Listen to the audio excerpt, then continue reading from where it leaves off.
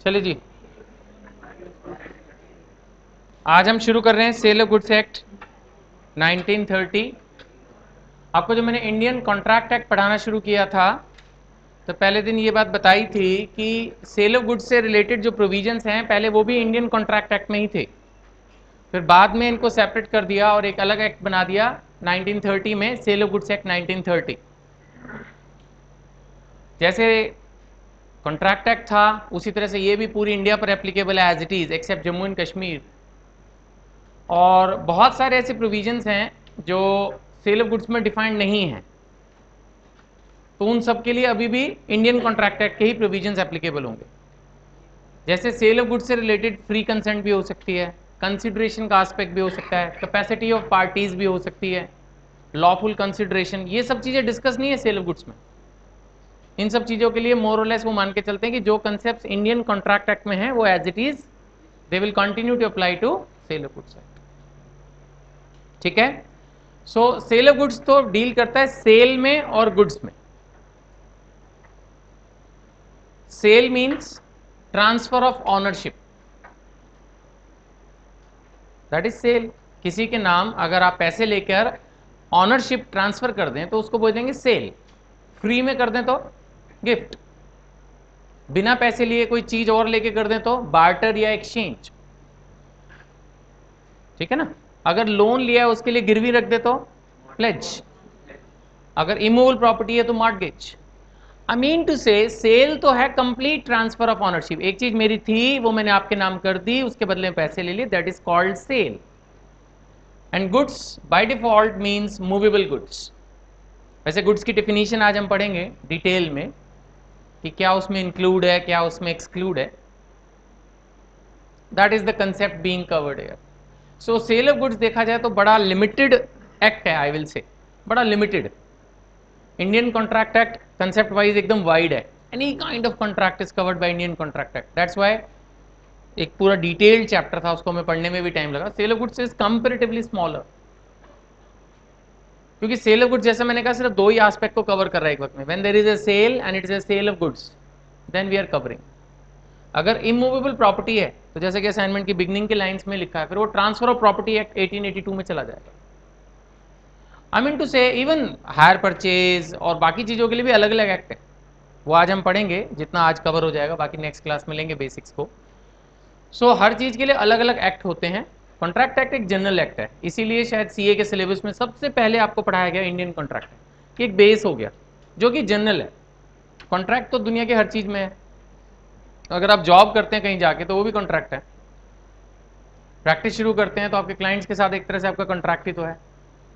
कुछ भी करेंगे आप अपनी लाइफ में तो कॉन्ट्रैक्ट करेंगे, अलग अलग नेचर के हो सकते हैं। इसलिए सबसे पहले लॉ पढ़ाने के लिए किसी भी स्टूडेंट को पढ़ाया जाता है इंडियन कॉन्ट्रैक्ट एक्ट, वो बेस है। अब हम जो चैप्टर नया पढ़ रहे हैं वो स्पेसिफिक है, सेल ऑफ गुड्स। सिर्फ गुड्स के साथ डील करेगा, सिर्फ उनकी सेल को कवर करेगा, बस। Is it fine? Any doubt? यहां तक तो कुछ है ही नहीं, फिर आगे बढ़े। नाउ इसके आगे दिया हुआ है contract of sale, sale and agreement to sale. जब आप किसी दुकानदार पे जाते हो तो कई बार माल बिल्कुल तैयार होता है, पैसे दो चीज लो, या मैक्सिमम हो सकता है आप कुछ पैसे देके कहो बाकी कल भिजवा दूंगा, या वो थोड़ी डिलीवरी देके कहे बाकी की कल एक दो दिन में भिजवा दूंगा, या डिलीवरी गोडाउन से कल भिजवा दूंगा। But the sale is complete in all respect. आपने चीज दे दी, पैसे दे दिए, चीज ले ली, या चीज की बात हो गई, सब कुछ मतलब कंप्लीट है। The transaction is complete in all sense, nothing is pending, the contract is executed, that is called sale. Some time कुछ रह जाता है, आपने चीज देखी, पसंद है, आप कहते हो इस पर थोड़ा एक पेंट और मार दो, या इसमें कुछ चार पेंच और कस दो, मतलब अभी तो लेबर नहीं है, 2 दिन में करवाता हूँ। या आपने कहा कि मेरे घर इंस्टॉल करवाओ अभी इसको, तब मैं पैसे दूंगा, या पैकिंग मेरे हिसाब से कर दो, बॉक्सेस मेरे हिसाब से बना दो, या कुछ भी ऐसा होता है। Lot many time sale is not complete immediately. Some conditions, some points, something is pending, which is first to be done, then you will accept the product or the service as the case may be. ठीक है, इसको बोल देते हैं agreement to cell, यानी दोनों parties ने agree किया है कि हम ये काम करेंगे, उसके बाद सेल हो जाएगी। सो present immediate transfer of goods को तो बोल देते हैं सेल, और फ्यूचर को एग्रीमेंट टू सेल। एक चीज जो आज हो रही है, अभी हो रही है, वो सेल, जो बाद में होगी, फ्यूचर में होगी, वो एग्रीमेंट टू सेल। बस इतना है, नथिंग मोर। ठीक है, जरूरत नहीं थी इस बात को लिखने की, बट फिर भी अब एक्ट में लिखा है तो मैं पढ़ा रहा हूं आपको। दोनों को कंबाइंड वे में डिफाइन कर दिया कॉन्ट्रैक्ट ऑफ सेल में। कंफ्यूजिंग है स्टूडेंट्स के लिए स्पेशली, यानी the word contract of sale includes both sale and agreement to sale. अब सेल को आप कॉन्ट्रैक्ट ऑफ सेल ही तो बोलोगे, अगर वो तो अब मैं आपको पढ़ा दूंगा तो आप थोड़ा कॉन्शियस हो जाओगे। एक्ट ने सेक्शन 4 सब सेक्शन 1 में डिफाइन कर दिया कॉन्ट्रैक्ट ऑफ सेल, और बोल दिया कि contract of sale includes both sale and agreement to sale. अब सेल तो कॉन्ट्रैक्ट ऑफ सेल को ही बोला जाएगा ना एक कॉमन आदमी के हिसाब से, लेकिन अभी थोड़ा टेक्निकल कर दिया। ठीक है, so basically we have to study the sale and agreement to sale separately. Sale and agreement to sale ये दो अलग अलग चीजें हैं। सेल में इमीडिएट ऑनरशिप ट्रांसफर हो रही है, एग्रीमेंट टू सेल में सब्सिक्वेंटली हो रही है, और इन दोनों को कंबाइंड हम कवर करते हैं किस टर्म में? Agreement to sale, contract of sale. Sorry, ठीक है। जो एग्रीमेंट टू सेल है हमारा, वो सेल में कब कन्वर्ट होगा? जब वो कंडीशंस, वो टाइम जिसके ऊपर उसको रोका गया था, सपोज मैंने कहा था मैं आपको माल दे दूंगा 3 दिन बाद दे दूंगा, प्रॉमिस, तो 3 दिन जब बीत जाएंगे तो बस सेल हो गई। फिर वो एक तरह से सेल कंप्लीट है, now is bound to make delivery.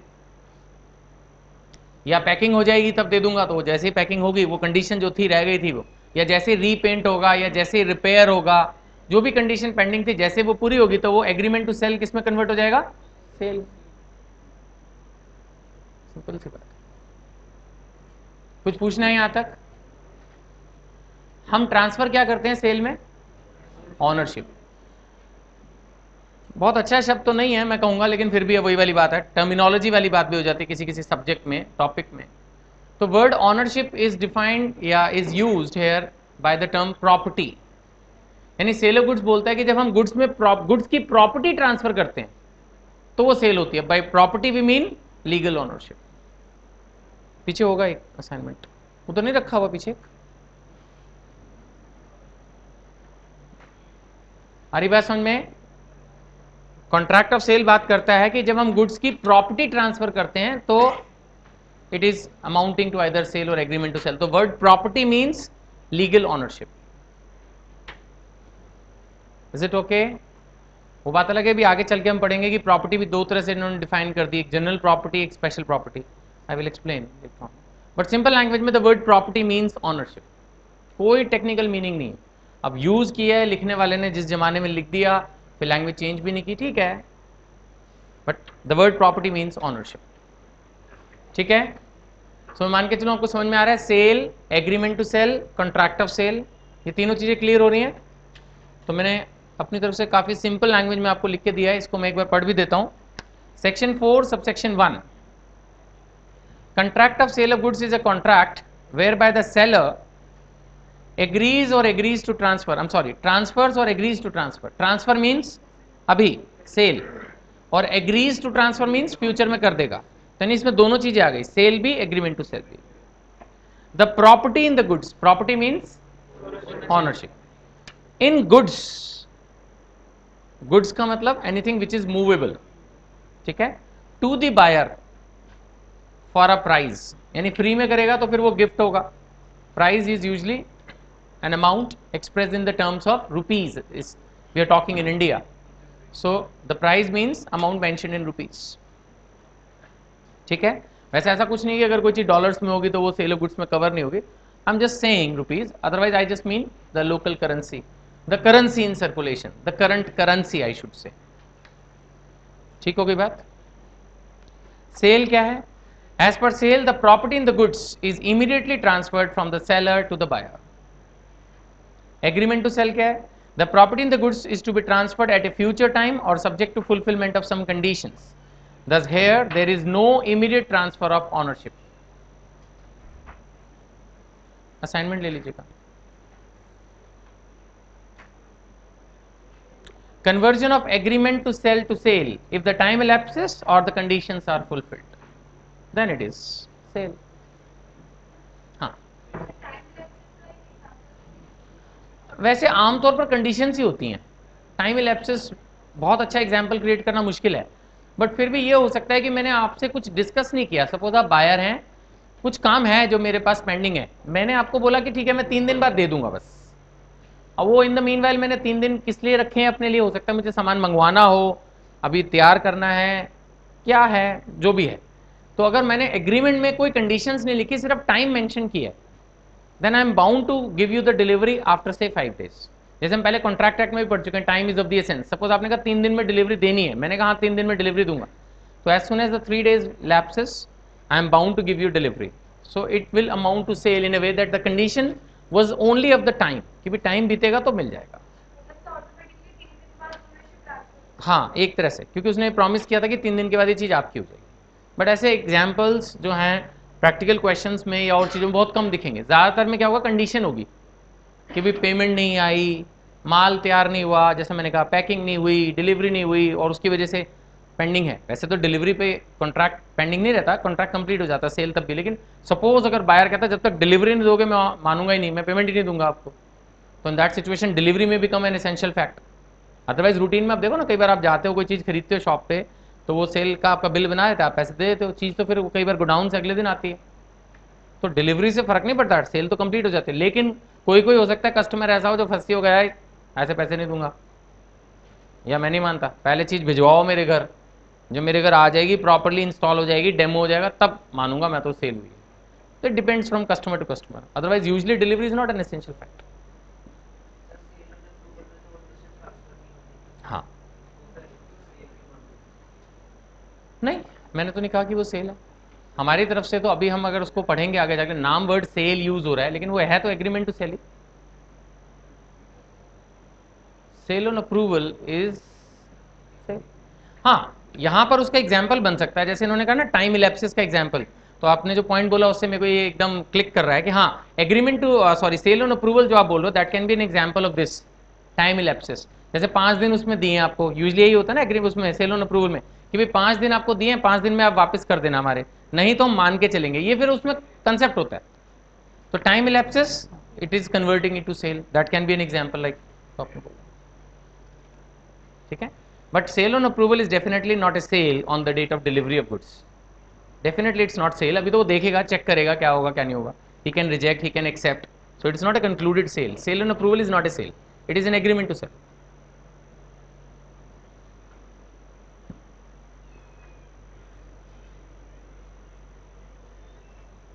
Any question? किस चीज का? हाँ, एक्सेप्ट नहीं हुआ ना, तभी तो मैं कह रहा हूँ ना, समथिंग इज पेंडिंग ना, कंप्लीट कब होगा कॉन्ट्रैक्ट ऑफ सेल, तभी जब वो पूरा एक्सेप्ट हो जाएगा, वही तो मैं कह रहा हूँ, कंडीशनल है ना। ठीक है, आगे बढ़े। अब हम पढ़ेंगे essentials and legal rules for a valid contract of sale. जैसे कि हमने पढ़ाई है कॉन्ट्रैक्ट एक्ट में भी, जब भी कोई चीज पढ़ते थे तो उससे रिलेटेड हम लीगल रूल्स भी पढ़ा करते थे। तो सबसे पहला पॉइंट है all essentials of a valid contract. अब किसी भी कॉन्ट्रैक्ट में जैसे कुछ वैलिड एसेंशियल्स होते थे वो इसमें भी चाहिए। सेल परचेज हो रही है तो क्या ऑफर एक्सेप्टेंस नहीं चाहिए, क्या कंसिडरेशन नहीं चाहिए, क्या लीगैलिटी नहीं चाहिए, क्या फ्री कंसेंट नहीं चाहिए, कैपेसिटी ऑफ पार्टीज नहीं चाहिए, सब कुछ चाहिए, तभी तो वो एक वैलिड एनफोर्सिबल कॉन्ट्रैक्ट बनेगा।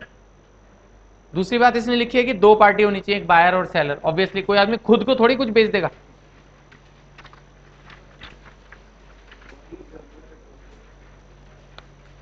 तीसरा पॉइंट है डिटेल में डिस्कशन का, वो है subject matter of contract must be goods. मैंने पहले कहा कि sale of goods act deal करता है सेल ऑफ गुड्स में, तो हमारे को गुड्स का मीनिंग क्लियर होना चाहिए। सबसे पहली बात, the word goods means any movable property. दूसरी बात, जो लिस्ट ऑफ गुड्स है कि भाई क्या गुड्स है और क्या नहीं, वो list sale of goods act में नहीं दी हुई। ये तो कुछ भी नहीं है। सेल्स टैक्स लगता है गुड्स के ऊपर, जब कोई चीज बिकती है तो सेल ऑफ गुड्स पे क्या लगता है, सेल्स टैक्स लगता है। सेल्स टैक्स को आज की लैंग्वेज में बोलते हैं VAT, value addition tax. Even जो वैट एक्ट होते हैं उसमें भी लिस्ट नहीं होती गुड्स की, क्योंकि शायद लिस्ट ऑफ गुड्स कोई बना ही नहीं सकता। कोई बनाएगा? दुनिया में हजारों लाखों तरह के गुड्स हैं, कहां तक आप लिस्ट बनाओगे?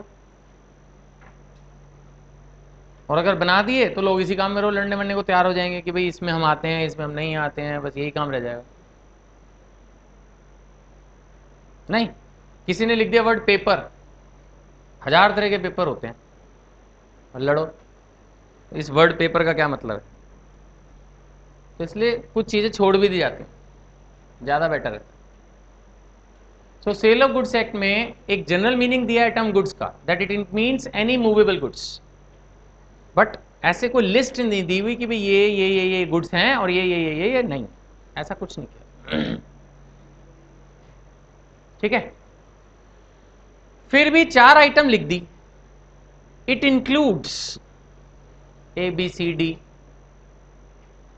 तो इसका मतलब वो जो 4 आइटम दिए हैं वो क्लैरिफिकेशन नेचर की हैं कि भाई किसी बंदे को कंफ्यूजन ना हो, क्लैरिफाई कर देते हैं कि ये गुड्स की डेफिनेशन में कवर्ड है, बाकी सब चीजें तो कवर्ड ही हैं।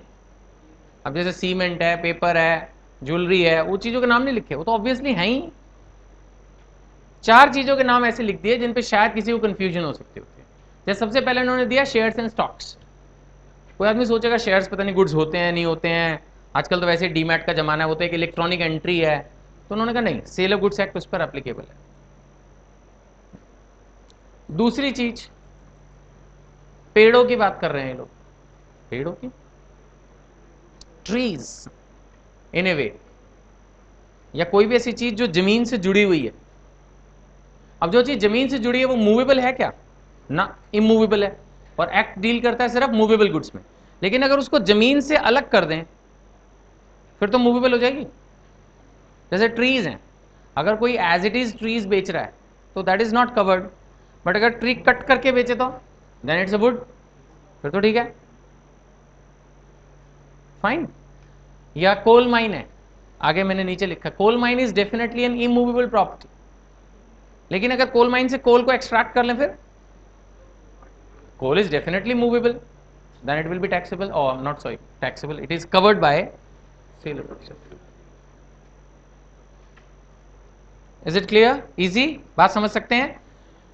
सो जो सेल ऑफ गुड्स एक्ट में गुड्स की डेफिनेशन दी, उन्होंने कहा any kind of movable property and it includes, एक तो उन्होंने शेयर्स एंड स्टॉक्स को कवर किया, और दूसरा ऐसी कोई भी चीज जो जमीन से अटैच है लेकिन कॉन्ट्रैक्ट कंप्लीट करने के लिए उसको हम we will be severing it, detaching it, cutting, कुछ अलग कर देंगे जमीन से, वो इसमें आएगा। तीसरा उन्होंने क्रॉप्स एंड ग्रास की बात की है, शायद इसलिए की क्योंकि क्रॉप्स एंड ग्रास अगर कोई भी बेचेगा, सपोज मेरे पास ग्रोइंग क्रॉप है और वो मैं आपको बेच दूं, तो आप काट के लेके ही जाओगे ऑब्वियसली, ये तो है नहीं कि पेड़ में से झाड़ झाड़ के निकाल लोगे दाने, ऐसा तो नहीं होता, प्रैक्टिकली हो ही नहीं सकता वो। So if I am selling my crop और a grass, then it has to be detached from the land, that's why it is also covered, या फॉर क्लैरिफिकेशन से दे हैव मेंशन्ड इट। और चौथा इनकी इंटेंशन रही होगी cover करने की, तो उन्होंने कुछ इंटेंजिबल प्रॉपर्टीज भी इसमें कवर कर दी, जैसे goodwill, patent right, copyright, trademarks, franchisee rights, जो इस तरह के इंटेंजिबल प्रॉपर्टीज होती हैं, इनको भी इन्होंने सेल ऑफ गुड्स एक्ट में कवर किया। Is it fine? सो मैं रीड कर रहा हूं गुड्स के बारे में क्या लिखा है। Goods means every kind of movable property and it includes A shares and stocks, second point growing crops and grass, third point things attached to forming part of land which are agreed to be severed, that is separated from the land, for example cutting of trees, and intangible properties like goodwill, trademark, patent, copyrights. हाँ, immovable भी तो नहीं है, cell purchase तो हो ही नहीं है ना गुडविल की, तो क्लैरिफिकेशन से एक इन्होंने इंक्लूड कर दिया, तब भी नहीं मानेंगे। I totally agree with you. I totally agree with you. That is their stock in trade, but still it is not covered because the act is specifically dealing with goods only. आगे बढ़े, next दो चीजें इन्होंने specifically छोड़ दी कि goods की definition में दो चीजें नहीं आएंगी, एक तो करंट करेंसी यानी the notes and the coins in circulation, ठीक है, और दूसरा एक्शनेबल क्लेम्स। एक्शनेबल क्लेम्स हो गया डेट्स। सो कोई भी ऐसा अमाउंट जिस पे आप एक्शन लेके या केस करके रिकवर कर सकते हैं, that is actionable claim. Claim which you can take. Claim means anything which is claimable, जो आप ले सकते हैं. So claim, actionable claim, action लेके आप क्लेम कर लेंगे या सूट करके केस करके आप क्लेम कर लेंगे, तो वो भी बिक सकता है. आप बोलोगे ये कैसे बिकेगा? बिक जाएगा. सपोज मैंने छोटी छोटी चीजें बहुत सारे लोगों को बेच रखी हैं, मेरे हजारों लाखों कस्टमर्स हैं जिनसे 10-10, 20-20, 30-30 हज़ार रुपये रिकवर करने हैं. अब मैं क्या कर सकता हूँ, किसी रिकवरी एजेंसी को वो सारा उठा के लमसम में बेच दूंगा. चल तू रिकवर कर ले, मेरे को लमसम पैसे दे दे कुछ कम, वो जो डिफरेंस है वो उसका प्रॉफिट मार्जिन हो जाएगा और मेरे को भी फायदा है. हो सकता है मुझे रिकवरी करने में वो 20,000 लोगों से 10 लाख लगने और वो मुझे 5 लाख कम में ही सारे पैसे दे रहा है. मेरे को भी फायदा, उसको भी फायदा है. जिस काम में मुझे 10 लाख लगने वो 2 लाख में रिकवर कर लेगा. क्यों? उसका बिजनेस ही यही है. मान लेते हैं रिकवरी एजेंट्स हैं उसके पास, उसका पूरा सिस्टम सेट है, वो रिकवर कर लेगा अपना. सो डेट्स भी बिक सकते हैं, बिकने को ऐसा कुछ नहीं है. जब आप अभी आईपीसीसी में जाएंगे तो फाइनेंशियल मैनेजमेंट में ये सब कंसेप्ट हैं, डेट्स भी बिकते हैं, ऐसा कुछ नहीं है कि डेट्स नहीं बिकते. सो आई जस्ट मीन टू से कि ये दो चीजें इन्होंने छोड़ दी हैं. एक तो जो करंट करेंसी आपकी उसको छोड़ दिया अरिवर्सन में, और दूसरी चीज जिसको छोड़ा इन्होंने वो है actionable claims. Any doubt in this? Current currency को छोड़ा, अगर किसी के पास ओल्ड कॉइन्स हो, ओल्ड नोट्स हो, तो वो इस एक्सक्लूजन में कवर नहीं है. मींस वो कवर्ड हो जाएगा फिर सेल ऑफ गुड्स एक्ट में. अगर किसी के पास पुराना नोट हो, नहीं 5 रुपए का नोट, 2 रुपए का नोट जो 100 साल पहले चलता हो, मुझे पता नहीं 100 साल पहले चलता था कि नहीं, मैं एक एग्जाम्पल दे रहा हूँ, या कॉइन्स तो चलते ही थे, कॉइन्स तो सैकड़ों साल से चल रहे हैं. तो अभी जो आपका 5 रुपए का सिक्का है वो तो चुन्नी जैसा है, बट पहले जमाने का 100 साल पुराना अगर 5 रुपए का सिक्का देखेंगे तो कुछ दम होगा उसमें, उसकी कुछ वैल्यू होगी आज की तारीख में. और वैसे भी वो करंट सर्कुलेशन में है नहीं, तो you can definitely sell it for an amount higher than the face value. जो उसके 5 रुपए दिख रहे हैं उससे तो बहुत ज्यादा में बिक जाएगा इजीली. ठीक है ना? तो इस तरह के जो कॉइन्स हैं वो गुड्स की डेफिनेशन में कवर्ड नहीं है, सॉरी गुड्स की एक्सक्लूजन में कवर्ड नहीं है. इसका मतलब वो लोग गुड्स में कवर्ड, मनी में कवर्ड नहीं है, गुड्स में कवर्ड है. एक तरह से ये हो गया ना. देखिए दो चीजें, एक तो क्या गुड्स की डेफिनेशन में कवर्ड है और एक क्या मनी की डेफिनेशन में कवर्ड है. तो अगर हम करंट करेंसी की बात करें तो ये गुड्स में कवर्ड नहीं है, मनी में कवर्ड है. एम आई राइट? ऐसे ही है ना, बताया मैंने. और अगर हम ओल्ड कॉइन्स या नोट्स की बात करें तो ये गुड्स में कवर्ड है, मनी में कवर्ड नहीं है. और जो चीज गुड्स की डेफिनेशन में कवर्ड है इसका मतलब वो सेल ऑफ गुड्स एक्ट में कवर्ड. कंफ्यूज नहीं होइएगा इस पे, मिलता जुलता है ना. उसकी एक्सक्लूजन की एक्सक्लूजन हो गई तो इंक्लूजन हो गई, minus minus plus.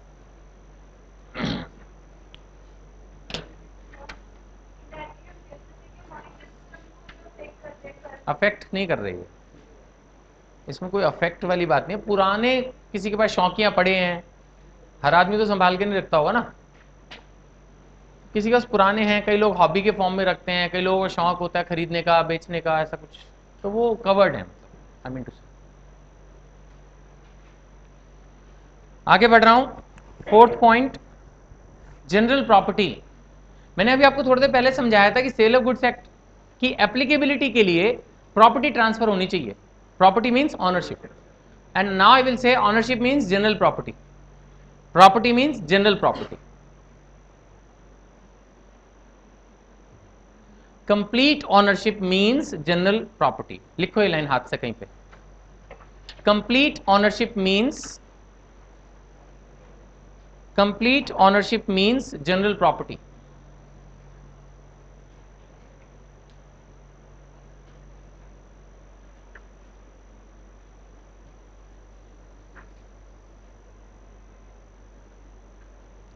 Complete ownership means general property. ठीक है? तो स्पेशल प्रॉपर्टी क्या होती है? स्पेशल प्रॉपर्टी का मतलब होता है लिमिटेड राइट्स. जैसे सपोज मैंने कोई चीज 10 साल के लिए लीज पे ली, तो मैं ऑनर हूं? नहीं, but I have some rights in that property कि मैंने 10 साल के लिए लीज पे ली हुई है. सो अगर ये बहुत ज्यादा बैन ना किया हो लैंडलॉर्ड ने, या कोई लॉ किसी पर्टिकुलर सिटी में या कंट्री में एप्लीकेबल हो, तो आप वो अपना जो लीज होल्ड राइट है वो दूसरे को ट्रांसफर कर सकते हैं सब टेनेंसी फॉर्म में, बट ये कोई ऑनरशिप नहीं ट्रांसफर कर दिया आपने, आपके पास एक लिमिटेड राइट था, वो राइट दूसरे को ट्रांसफर किया। You are yourself not the owner. जब आप खुद ही मालिक नहीं हो तो दूसरे को कैसे बना दोगे? एंड हमारे को सेल ऑफ गुड्स एक्ट की एप्लीकेबिलिटी के लिए जरूरी है डेफिनेशन में कि आपने ऑनरशिप ट्रांसफर करनी है। सिंस आप खुद ही ऑनर नहीं हो तो आप ऑनरशिप ट्रांसफर नहीं कर सकते। सो इसका मतलब जब तक आपके पास गुड्स की जनरल प्रॉपर्टी नहीं हो, you can not transfer the general property. So जबरदस्ती कंफ्यूजिंग टर्म्स लॉ यूज करता है। So special property means that you have some limited rights. नाम उल्टा है, स्पेशल प्रॉपर्टी, ऐसा लगे हाँ यार स्पेशल है ये तो चीज बढ़िया होगी, जबकि वो घटिया है। जनरल प्रॉपर्टी बढ़िया है। General property means ownership. Special property does not mean ownership. Special property means you have limited rights like lease hold, या जैसे कई बार होता है हमने गिरवी रख के आपको प्लेज कर दी चीज, तो डेफिनेटली अगर आप चाहो तो टेम्परली किसी और को ट्रांसफर कर सकते हो, but practically you can't sell. आप अपना वो राइट थोड़ी बेच दोगे। मैंने एक चीज आपके पास गिरवी रखा ही, लोन दिया, वो लोन दूंगा मैं आपको वापस। अब आप इस राइट को अगर बेच भी देते हो, ट्रांसफर भी कर देते हो ये सोच के कि भी ठीक है तू रिकवर कर लियो, all that kind of stuff, तो वो sale of goods act cover नहीं करता। सेल ऑफ गुड्स एक्ट बोलता है कि एक चीज की प्रॉपर ऑनरशिप आपके पास है और वो आपने दूसरे को बेच दी, बात खत्म। सीधा सीधा बात करता है sale of goods act. So we are studying only the sale of goods act, we are not discussing each and every damn thing. So sale of goods act के हिसाब से जब तक जनरल प्रॉपर्टी इन गुड्स नहीं होगी, proper ownership आपके पास नहीं होगी, तब तक वो काउंट नहीं। हम पढ़ रहे हैं essentials of a valid contract of sale. उसमें ये एसेंशियल है कि जो आप ट्रांसफर कर रहे हैं वो जनरल प्रॉपर्टी कर रहे हैं। और पांचवा और आखिरी point, there must be some price. पैसे पैसे पैसे होने चाहिए, सम प्राइस, मनी। इन्होंने कहा अगर आप काइंड में डील कर रहे हैं तो फिर या तो वो एक्सचेंज है, बार्टर है, वो तो कवर्ड नहीं। हाँ, लेकिन इन्होंने एक पॉइंट ये कर दिया कि अगर आपने पेमेंट पार्शली कैश में दी और पार्शली वैल्यूड अप गुड्स में दी है तो चलेगा। ठीक है, एक बार हाथ से लिखेंगे कहीं ऊपर नीचे छोटा सा एक और। Valued up goods means, valued up goods means, valued up goods means, valued up goods means amount is agreed between the parties, amount is agreed between the parties।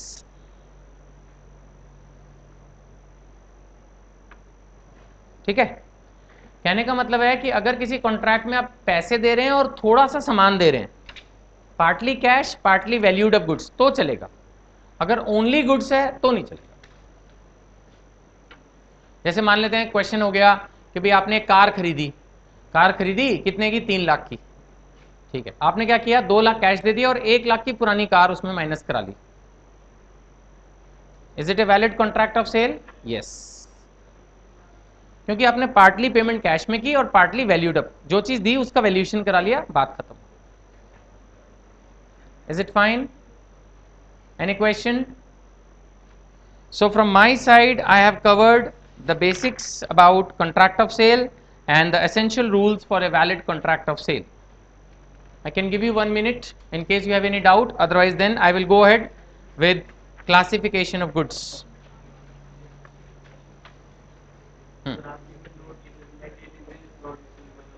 Delivery is essential नहीं है ना, मतलब आई mean to से, जैसे suppose आप गए दुकान पर, आपने पेमेंट दी, चीज खरीद ली सैंपल देख के, या कई बार होता है डेमोन्स्ट्रेटेड प्रोडक्ट होता है, जैसे टीवी है, हो गई ना वो चीज आपकी हो गई एक तरह से। नहीं नहीं, कंसिडरेशन क्यों, आप दे तो आए पैसे, उसने डिलीवरी कर देगा ना, अगले दिन आ जाएगी डिलीवरी, वो क्या प्रैक्टिकल है, ये चीजें चलता है। ऐसा सेल ऑफ गुड्स एक्ट की जो एसेंशियल्स है उसमें ये नहीं कि डिलीवरी आने के बाद ही ओनरशिप ट्रांसफर मानी जाएगी, ऐसा नहीं। हाँ,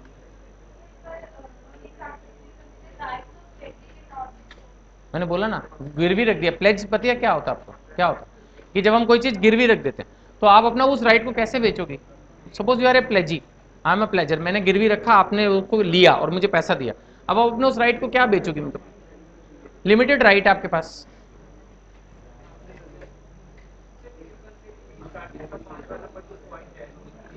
हाँ जी, आप लोग अपनी जरूरी बातें थोड़ा बाद में कर लेना, मैं इसकी बेकार की बात सुन लूं। हम्म,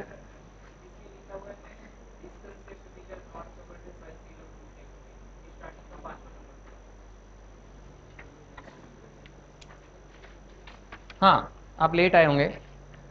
मैंने शुरू में बताया था कि जो concept sale of goods act में नहीं दिए हुए, जैसे कंसेप्ट ऑफ फ्री कंसेंट या लीगैलिटी या कॉम्पिटेंसी ऑफ पार्टीज, वो सब बातें कहाँ दी हैं? सेल ऑफ गुड्स में नहीं दी हुई ना, तो वो कहाँ से पता चलेंगी? वो कॉन्ट्रैक्ट एक्ट वाली ही अप्लाई होंगी।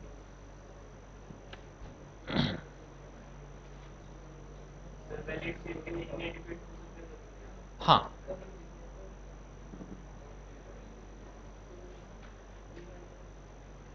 बट अगर कुछ ज़्यादा ही इनएडिक्वेट हुई तो वो फ्री कंसेंट वाला चक्कर पड़ जाता है कि फिर उसको चेक करना पड़ता है, स्पेशली अगर कंप्लेंट हो जाए तो।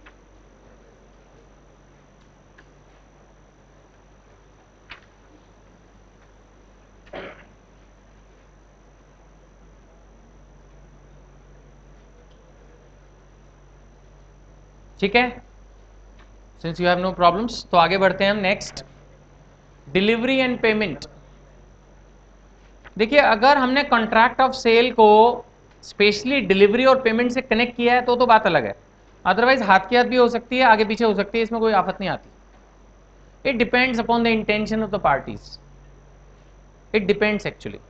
समटाइम तो शॉपकीपर कहता है ले जाओ माल आपका हो गया, पेमेंट जितनी अभी दे जाओ, बाकी दे जाना जब टाइम हो, 2 दिन में, 4 दिन में, हफ्ते में, कोई बात नहीं। देन फिर तो वो क्रेडिट सेल हो गई, सेल है अपने आप में, कंप्लीट है। लेकिन अगर वो कहेगा ऑनरशिप में तभी मानूंगा ट्रांसफर जब, मतलब चीज आपकी तभी होगी जब पूरी पेमेंट आ जाएगी, तो फिर वो एग्रीमेंट टू सेल हो गया। फिर इन दैट सिचुएशन वो ऑनरशिप तभी ट्रांसफर होगी जब पेमेंट पूरी आ जाएगी। ऐसे डिलीवरी का भी है, जैसे मैंने कहा कई बार हम जाते हैं, सामान के पैसे दे आते हैं, सैंपल देख के या डेमोन्स्ट्रेशन देख के, और कहते हैं ठीक है जी भेज देना, तो ऑनरशिप ट्रांसफर हो गई, सेल हो गई। समटाइम बोलते नहीं, पहले चीज भेजो, मैं देखूंगा, इंस्पेक्शन करूंगा, अगर मुझे ठीक लगेगी तो मैं पेमेंट दूंगा या तब मैं एक्सेप्ट करूंगा। इन दैट सिचुएशन वो एग्रीमेंट टू सेल में कन्वर्ट हो गया। So it will depend upon the facts and circumstances, but what I mean to explain is कि both are okay. Contract of sale तो दोनों ही है, contract of sale includes both sale and agreement to cell. तो इसका मतलब payment अभी हो या बाद में हो, डिलीवरी अभी हो या बाद में, दोनों कॉन्ट्रैक्ट ऑफ सेल में तो कवर्ड है ही है। चाहे फिर वो सेल है, अगर सब कुछ अभी कंप्लीट हो गया, और अगर कुछ पेंडिंग रह रहा है तो एग्रीमेंट टू सेल है, बस इतना ही फर्क है। कॉन्ट्रैक्ट ऑफ सेल तो है ही। Any question? Next, forms of contract.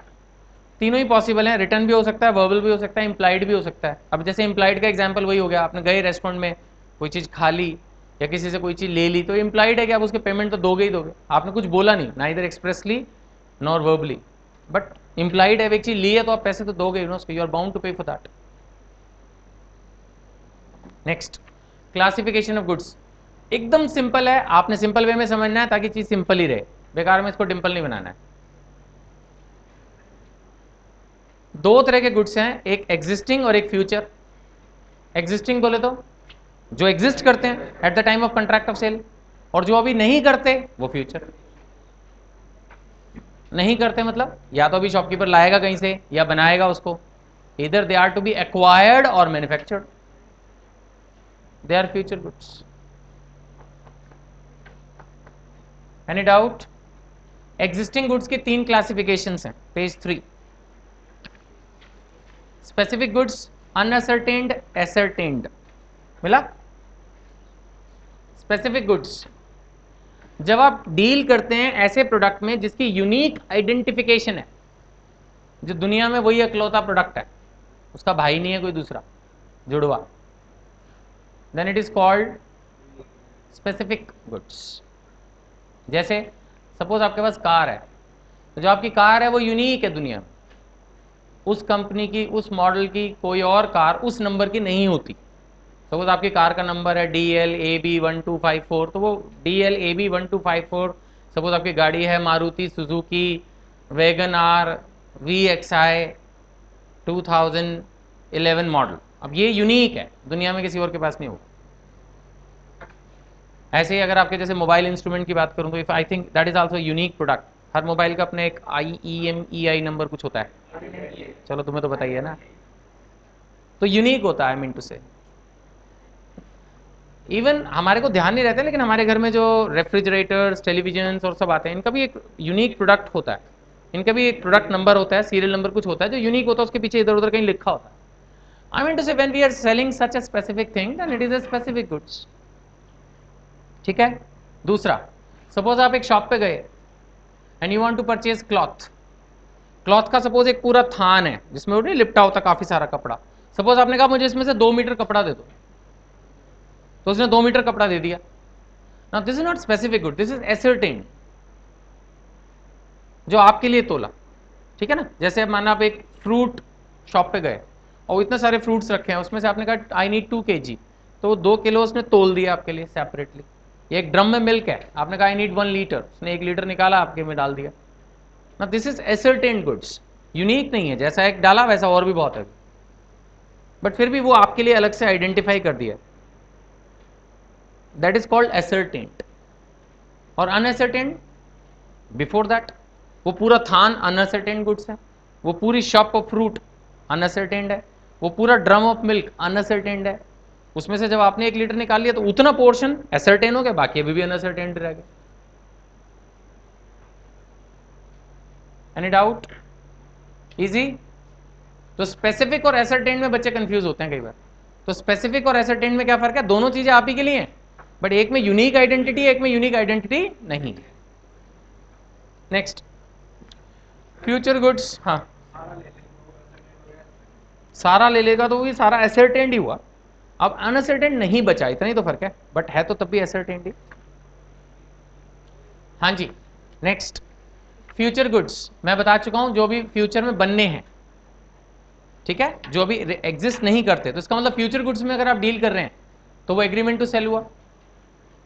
अगर आप फ्यूचर गुड्स में डील कर रहे हैं तो वो क्या हुआ? Agreement to cell.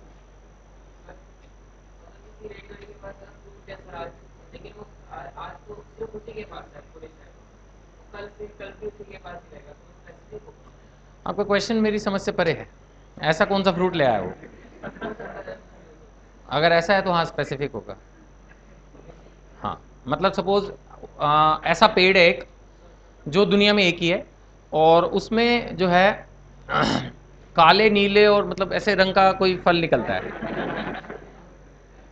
यूनिक, तो हाँ वो स्पेसिफिक है। उसके बारे में फिर टीवी में खबर भी आएगी that you are having this specific fruit and you are selling it to the Maharaja of Rohini.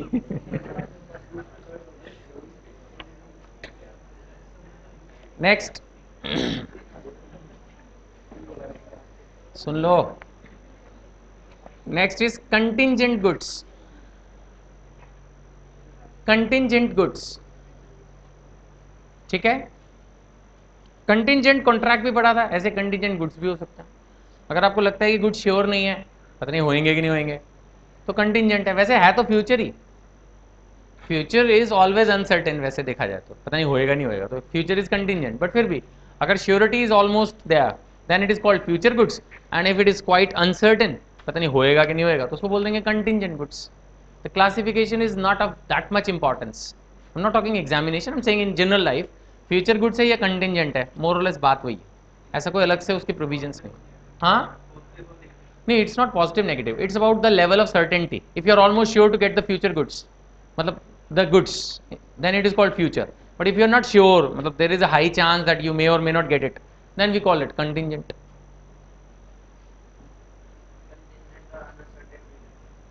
Uncertain तो एग्जिस्टिंग गुड्स है, अनअसर्टेन तो सिर्फ आपने डिफाइन नहीं किए अपने हिसाब से, सेपरेट नहीं किया, आइडेंटिफाई नहीं किया, बट इट एग्जिस्ट। इनका क्वेश्चन है कि अनएसर्टेन्ड में और कंटिंजेंट में क्या फर्क है? एक बेसिक डिफरेंस है, अनएसर्टेन्ड एग्जिस्टिंग गुड्स है और कंटिंजेंट फ्यूचर, एग्जिस्ट ही नहीं करता। नेक्स्ट, ये कंसेप्ट भी यहां कंप्लीट होता है। Next, now we are going to discuss about document of title. आमतौर पर डॉक्यूमेंट ऑफ टाइटल समझाने के लिए मैं एक एग्जांपल ले लिया करता हूं जो कि आपने अपने रियल लाइफ में देखा हुआ होगा, पर डॉक्यूमेंट ऑफ टाइटल नहीं है वो। I am giving you a wrong example, I am giving you a wrong example, but just to explain. तो उससे आप मतलब निकाल लेना, उसको फिर दोबारा से कोट मत करना कि आपने तो समझाया था, मैंने नहीं समझाया, मैं तो पहले बोल रहा हूँ रॉन्ग एग्जांपल दे रहा हूँ। जैसे आप कार अगर पार्किंग में लगाते हैं तो पार्किंग वाला आपको एक स्लिप देता है, वो स्लिप ये प्रूव करती है कि आपने यहाँ पार्किंग लगाई है। कल को सपोज आप 2 फ्रेंड्स मूवी देखने गए, तो वो पार्किंग की स्लिप आपको मिल गई, जब आप वापस आए तो जरूरी नहीं कि आप ही उस कार को लो, हो सकता है आपको कहीं और जाना हो, अपने उस फ्रेंड को वो स्लिप दो, चाबी दो और बोलो कि जाके आप गाड़ी लेके चले जाओ। तो पार्किंग वाला वो स्लिप देख के आपको आराम से गाड़ी ले जाने देगा, नो प्रॉब्लम। ऐसे कई बार होता है कि जैसे आप कहीं गए हैं जहां पर सिक्योरिटी टाइट है and you are not allowed to carry your bag and mobile, what they do is, एक क्लॉक रूम बना होता है, उसमें सामान रख के वो समटाइम की दे देते हैं, समटाइम टोकन दे देते हैं, तो वो जो भी बंदा जाके उस टोकन को दिखाएगा उसको वो सामान मिल जाता है, चाहे वो मोबाइल कितना भी महंगा हो, समटाइम्स लाखों रुपए के कैमरेज भी होते हैं, सब कुछ होता है, जमा होता है, वो होता है। Sometime when you go to monumental places तो वहां पर जमा नहीं करवा लेते, you may be having an imported camera, whatever it may be, whatever amount, जमा कर लेते हैं आराम से, गंदी सी स्लिप दे देते हैं, कई बार तो लगता है अरे ये क्या होगा, बट वो जो भी जैसी भी स्लिप होती है उसी से ही आपका काम चलता है, उसी को देख के वो चीज वापस मिलती है। It happens like this. Is it clear? ऐसे ही बिजनेस लाइन में भी ना एक चीज होती है कॉमन लैंग्वेज, जिसको बोलते हैं बिल्टी। बिजनेस लाइन में होता है ये। सपोज मैंने सामान भेजना है यहाँ से जयपुर, मैंने सामान भेजना है यहाँ से बैंगलोर, तो मैं क्या करूंगा कि ना जिस कैरियर कंपनी से मैंने भेजा उसकी जो रसीद होगी वो दूसरे के पास भेज दूंगा, and as per the tradition and practice, trade usage समझ लो कि जब वो रसीद उसके पास होगी, जिसको बोलते हैं डॉक्यूमेंट ऑफ टाइटल, तो उसको वहां डिलीवरी मिल जाएगी। समझ में आती है ये बात? नाम अलग अलग है, अगर लॉरी से भेजूंगा ट्रक से तो बोलेंगे लॉरी रिसीट, शिप से भेजूंगा तो बोलेंगे बिल ऑफ लेडिंग, हवाई जहाज से भेजूंगा तो बोलेंगे एयरवे बिल, नाम अलग अलग है। कोई डाउट इसमें? तो डॉक्यूमेंट ऑफ टाइटल का क्या मतलब हुआ? डॉक्यूमेंट ऑफ टाइटल का मतलब हो गया एक ऐसा डॉक्यूमेंट जो अगर आपके पास है तो एक तरह से वो ये प्रूव कर रहा है कि आप टाइटल ऑनर हो, मतलब आपकी चीज है वो आप ले सकते हो। टाइटल, टाइटल मींस ऑनरशिप, तो वो डॉक्यूमेंट ऑफ टाइटल है जो ये प्रूव कर रहा है कि yes you are the owner and you can take, you are the rightful person to take the delivery, control, possession of goods. Title है आपके पास, डॉक्यूमेंट ऑफ टाइटल जिसके पास है उसी का। डॉक्यूमेंट ऑफ टाइटल में एक एडिशनल फीचर होता है जिसकी वजह से मैं बोल रहा था कि पार्किंग की स्लिप रॉन्ग एग्जाम्पल है। अगर इतना ही होता कि माल मिल जाएगा तो फिर पार्किंग की स्लिप का एग्जाम्पल करेक्ट ना होता, फिर तो पार्किंग का एग्जाम्पल करेक्ट होता, क्लॉक रूम का एग्जाम्पल करेक्ट होता, लेकिन मैं बोल रहा हूं वो रॉन्ग एग्जाम्पल है क्योंकि वो इनकम्प्लीट एग्जाम्पल है। जो करेक्ट एग्जाम्पल है डॉक्यूमेंट ऑफ टाइटल का वो है railway receipt, airway bill, bill of lading, lorry receipt, जो मैंने अभी बताया। क्यों? क्योंकि उसमें एक फीचर तो ये इंक्लूड है कि वो रसीद जिसके पास पहुंच गई वो डिलीवरी ले सकता है, और दूसरा फीचर ये है कि वो डिलीवरी अगर किसी और को दिलवाना चाहे तो माल को उस डॉक्यूमेंट को ट्रांसफर करके बेच सकता है। जैसे माल यहां से बैंगलोर जा रहा है रेलवे से, तो आपने रेलवे रिसीट वहां पहुंचा दी बायर के पास, सपोज बायर को खुद नहीं चाहिए माल, उसने आगे बेच दिया, तो सिंपल वो रेलवे रिसीट ट्रांसफर कर देगा तो दूसरा बंदा माल को छुड़ा लेगा। This is a practical mechanism, transfer by document of title. Document of title transfer करने से भी ऑनरशिप ट्रांसफर हो जाती है। Any question? हाँ, लेकिन सिर्फ स्लिप देने से कार बिक नहीं जाएगी, सिर्फ आप पोजेशन ले सकते हैं। मैं यहां बोल रहा हूं वहां ऑनरशिप भी ट्रांसफर हो जाएगी, वही बोल रहा हूं ना। तो इसलिए जो मैं आपको पहले बोल रहा था कि मेरा एग्जांपल रॉन्ग है, वो इसलिए बोल रहा था क्योंकि वो एग्जांपल अपने आप में कंप्लीट नहीं है, कंपैटिबल नहीं है उस कंसेप्ट से जो मेरे को पढ़ाना है एक्चुअली। लेकिन फिर भी मैंने वो एग्जांपल सिर्फ इसलिए यूज किया ताकि आप लोग समझ सके कि हाँ वो चीज जो आपने अपनी लाइफ में देखी हुई है। Any question? So document of title हो गया एक ऐसा डॉक्यूमेंट जो आपको डिलीवरी भी दिलाएगा और जरूरत पड़े तो ऑनरशिप भी ट्रांसफर हो सकती है। ठीक है, आगे बढ़ते हैं, फिर अगर डाउट होगा तो देख लेंगे। I am on page number 3, document of title features.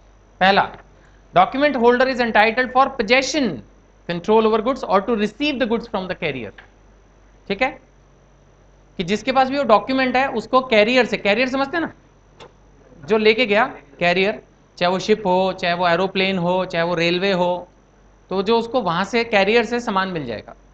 Document holder is entitled to receive the goods from the carrier, पहला पॉइंट। दूसरा, he can transfer his rights to another person by endorsement or delivery of document of title। यानी या तो मैं वो document आपको दे दूंगा बस उतने से ही हो जाएगा, या मैं एंडोर्समेंट कर दूंगा। एंडोर्समेंट का मतलब मैं उस पर लिख के साइन करूंगा कि that it is transfer to you. Suppose the document is in my name is Neeraj, और मैं रमेश के नाम ट्रांसफर कर रहा हूं, तो I will be endorsing it to Ramesh, sign करूंगा बकायदा। सो वो प्रैक्टिस पे डिपेंड करता है, ट्रेड यूसेज पे, कि कहाँ सिर्फ डिलीवरी देने से काम चल जाएगा, कहाँ एंडोर्समेंट करनी है. But the thing is that I can transfer that document of title to the other person. उसे जो राइट मेरे पास था, मेरे पास क्या राइट था? To receive the goods. Now that right will get transfer to the other person and now he can receive the goods. That is a simple. It's a type of promise on the part of issuing authority to deliver the goods unconditionally. मतलब यही होता है unconditionally, मतलब जो भी लाएगा slip हम तो उसको माल दे देंगे, बात खत्म. It's a promise by the issuing authority. Railway receipt है तो इसका मतलब रेलवे प्रॉमिस कर रही है कि हमारी ये रिसीट जो भी लेके आएगा हम उसको माल दे देंगे. वो बात अलग है कि लीगली, ये नहीं कि चोरी से पड़ी हुई पा जाए किसी को या कुछ, वो फिर एक तरह से वो हेरा फेरी. It does not mean that. It does, वो तो पैसे में भी नहीं होता. 1000 रुपए के नोट पे लिखा होता है ना, आई प्रॉमिस टू पे 1000 रुपीज टू द बियरर. इसका थोड़ी आपने निकाल लिया किसी की जेब से चोरी से तो बोलो देखो इस पर तो लिखा है जिसके पास होगा गवर्नर, आरबीआई गवर्नर की गारंटी है. ऐसा थोड़ी होता है. It means that you legally possess it, then it is applicable. वो गारंटी तो होती है गवर्नर की, लेकिन वो उसी के लिए एप्लीकेबल है जो उसका लीगल ऑनर है नोट का. चोरी से किया हुआ या पाए हुए से नहीं होगा. Any question? हाँ, इट्स नाइदर. आप उससे कंपेयर मत करो उसको, उस कंसेप्ट से इसको मत जोड़ो. चेक अलग चीज होती है, उसमें बैंक में डालना है, पैसा लेना है. ये तो एक डॉक्यूमेंट है, प्रूफ है बस, उससे आपको चीज मिल जाएगी. इतना ही है, ज्यादा डिटेल में मत जाओ. नाउ इसके कुछ एग्जांपल्स हैं जिनके नाम लिखे हुए हैं 4th एंड 5th पॉइंट में, जो मैं एक एक करके आपको समझाऊंगा. सबसे पहला बिल ऑफ लेडिंग. जैसे मैंने आपको समझाया शिप में होता है ये. वही चीज रेलवे में क्या कहलाती है? Railway receipt. ठीक है ना. Bill of lending, this is applicable in case of ships. ठीक है, लिख दो ब्रैकेट में ताकि कंफ्यूज ना हो. Bill of lending applicable in case of ships.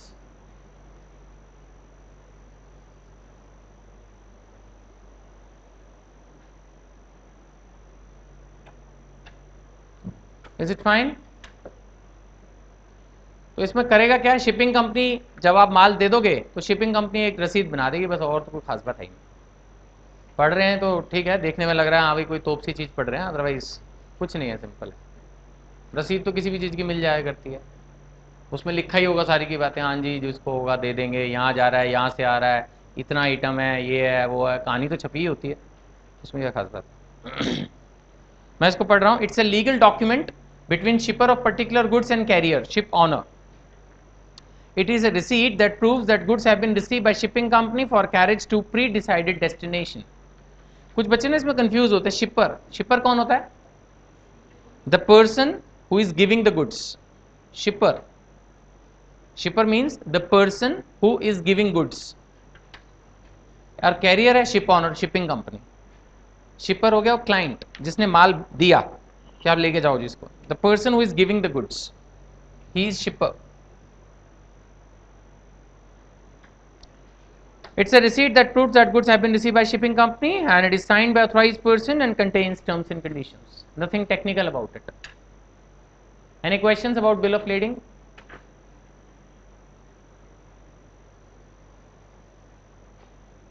जब हाँ, शिपिंग कंपनी.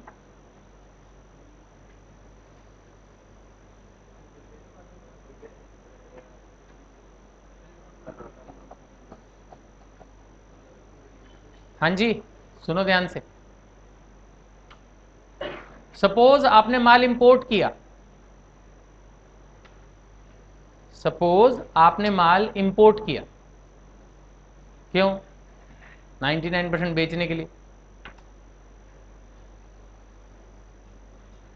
माल आ गया, शिप से पहुंच गया कहाँ? पोर्ट. फिर उतरेगा, उतरेगा तो दो बातें होंगी. या तो आपको पता होगा इसको कहाँ भेजना है तो तुरंत ही आप चल दोगे लेके उसको, नहीं तो आप अभी थोड़ा वहीं रोक दोगे उसको. तो इसमें दो अलग अलग कंसेप्ट हैं. अगर डॉक का कंसेप्ट है पूरा तो डॉक वारंट इश्यू होगा आपको कि हाँ जी आपका इतना सामान आ गया मेरे पास. और अगर वॉफ का कंसेप्ट है वो थोड़ा स्मॉलर कंसेप्ट है, जैसे एक प्लेटफॉर्म होता है, एक रेलवे स्टेशन होता है, ऐसा समझ लो. So bigger thing is railway station, platform एक छोटी चीज हो गई जहां पर एक गाड़ी रुक रही. सो दैट डिपेंड्स कि किस पोर्ट में क्या पोजीशन है. तो समटाइम डॉक पर सामान उतर रहा हुआ माना जाएगा तो डॉक वारंट इशू हो जाएगा, और समटाइम वाफ पर उतरेगा तो वाफ फिंगर सर्टिफिकेट इशू होगा। दोनों ही चीज में ये सर्टिफिकेशन हो जाएगा कि आपका इतना माल आ गया। Suppose I my self Neeraj is the importer, मैंने माल मंगवाया और वो सामान शिप से उतर गया, और जो डॉक ऑनर है या वॉर फिंगर ऑनर है वो मेरे को एक सर्टिफिकेट दे देगा कि आपका इतना माल आ गया मेरे पास। अब मैं इसको बेच सकता हूं क्या? द आंसर इज यस, माल को बेच सकता हूं मैं, और जो ऑनर होगा, न्यू बायर होगा, उसको मैं वो डॉक वारंट या वॉर फिंगर सर्टिफिकेट दे दूं, तू छुड़ा ले भाई, खत्म हुई बात।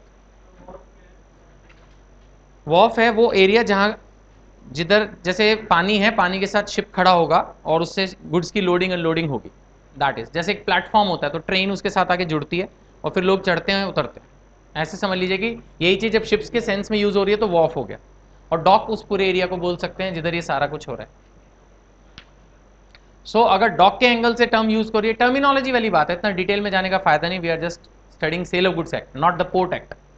सो डॉक पे अगर इश्यू हो रहा है तो डॉक वारंट बोल देते हैं, और वॉर फिंगर है तो वॉर फिंगर सर्टिफिकेट, इतना ही फर्क है। इन एनी केस मेन जो मुद्दे की बात है समझने की वो ये कि वो सर्टिफिकेट ये प्रूव करता है कि आपका माल आ चुका है फिजिकली एग्जिस्ट करता है। तो अगर आपको बेचना हो तो वो सर्टिफिकेट आप किसी को दे दो, वो माल छुड़ा लेगा वहां से, खत्म। Any doubt? नेक्स्ट,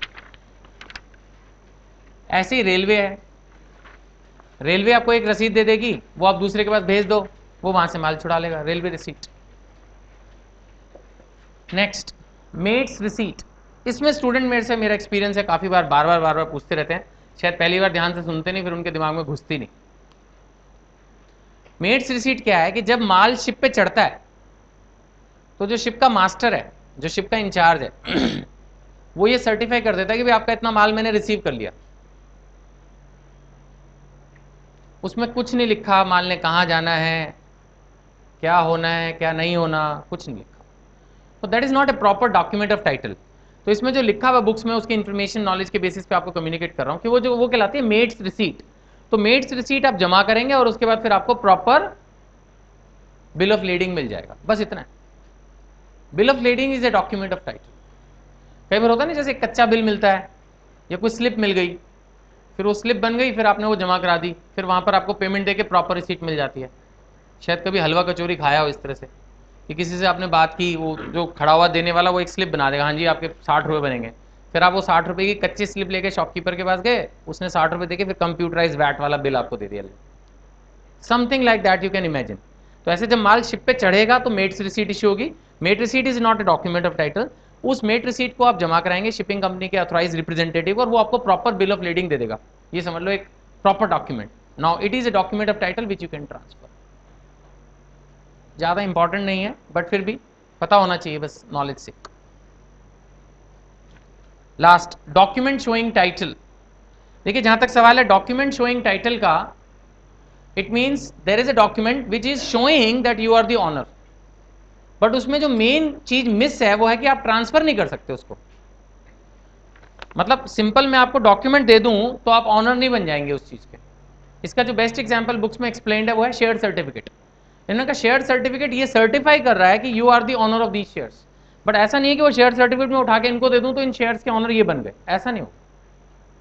सो इसका मतलब जो शेयर सर्टिफिकेट है वो डॉक्यूमेंट शोइंग टाइटल तो है बट डॉक्यूमेंट ऑफ टाइटल नहीं है। डॉक्यूमेंट ऑफ टाइटल क्यों नहीं है? क्योंकि डॉक्यूमेंट ऑफ टाइटल का एक मेन फीचर ये होता है कि अगर वो आप मैं दूसरे के नाम दे दूं या एंडोर्स कर दूं तो वो ऑनरशिप ही ट्रांसफर हो जाती है उस चीज की जो उस डॉक्यूमेंट में मेंशन्ड है। जबकि शेयर सर्टिफिकेट में सिर्फ डॉक्यूमेंट देने से शेयर सर्टिफिकेट यानी शेयर्स ट्रांसफर नहीं है। ठीक है, कोई डाउट यहां तक? तो एक बार आप पढ़िए, मैं आपको और 1 मिनट का टाइम दे रहा हूं, फिर इसके बाद हम पढ़ेंगे difference between sale and agreement to cell.